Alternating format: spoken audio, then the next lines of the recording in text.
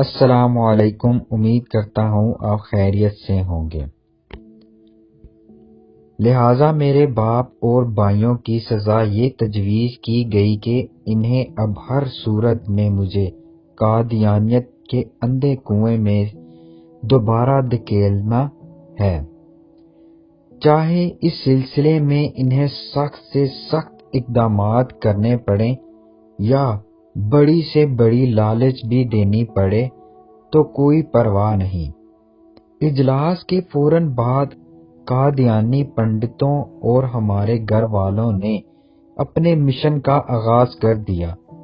اب ہر روز ہمارے گھر میں کوئی نہ کوئی قادیانی پنڈت آتا اور مجھے سمجھانے کی سر توڑ کوشش کرتا کہ قادیانیت ایک زندہ مذہب ہے جس کا نام اسلام ہے اور مسلمانوں والا اسلام ایک مردہ اسلام ہے۔ اب جس نے نجات کا لباس پہننا ہے وہ پہلے مرزا قادیانی کو اللہ کا نبی اور رسول مانے، تب اسے جنت ملے گی، وگرنہ وہ کافر اور جہنمی ہی رہے گا۔ مجھ سے جہاں تک ممکن ہوتا میں قادیانی پنڈت کو اس کی خرافات کا جواب دیتا اور وہ کوئی بات بنتی نہ دیکھ کر واپس چلا جاتا۔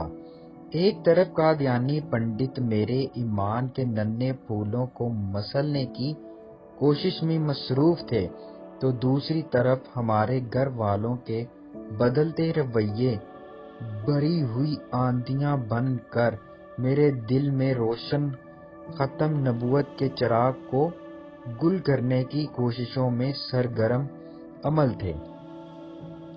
اس سلسلے میں کبھی تشدد کے حربے استعمال کیے جاتے تو کبھی لالچ کے ہتھیاروں سے کام لیا جاتا، کبھی بائیکاٹ کا خوف دلایا جاتا، کبھی جائیداد سے آگ کرنے کی دھمکیاں دی جاتی، لیکن اللہ رب العزت کی عطا کردہ ثابت قدمی کے پہاڑ کے آگے ان ارتدادی آندھیوں کا کوئی زور نہ چلتا اور میرا ایمان مزید قوی ہوتا جاتا۔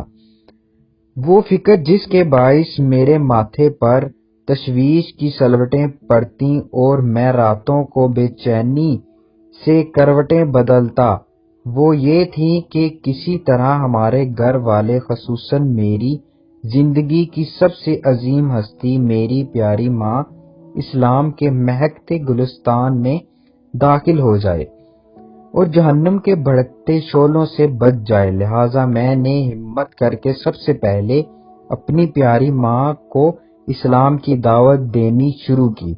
ایک تو وہ پہلے ہی مجھ سے ناراض تھیں اور دوسرا اس دعوت کی وجہ سے مزید ناراض ہو گئیں، لیکن میں نے ہمت جاری رکھی اور انہیں قادیانیوں کی کتابوں میں کفریہ عقائد سے آگاہ کرتا گیا، جن میں مرزا قادیانی کو محمد رسول اللہ، اس کی بیوہ گویوں کو وحی اللہ، اس کی فضول باتوں کو حدیث نبوی، اس کی غلیظ حرکتوں کو سنت رسول، اس کی فحاشہ بیویوں کو امہات المومنین، اس کے گمراہ خاندان کو اہل بیت، اس کے بعد کا ساتھیوں کو صحابہ اکرام، اس کے درندہ صفت خلفاء کو خلفائے راشدین، اس کے گندے شہر قادیان کو مدینہ منورہ اور مکہ معظمہ سے بھی افضل لکھا گیا تھا، نعوذ باللہ۔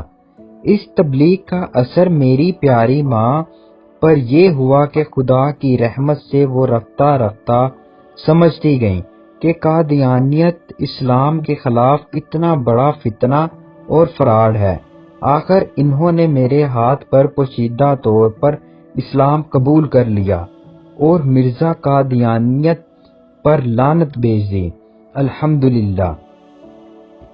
قبول اسلام کے کچھ عرصہ بعد انہوں نے ایک خواب دیکھا کہ وہ اپنے ہاتھوں میں 2 آم پکڑے ہوئے ہیں اور ایک خوفناک قسم کی بقیہ حصہ اگلی ویڈیو میں بیان کیا جائے گا۔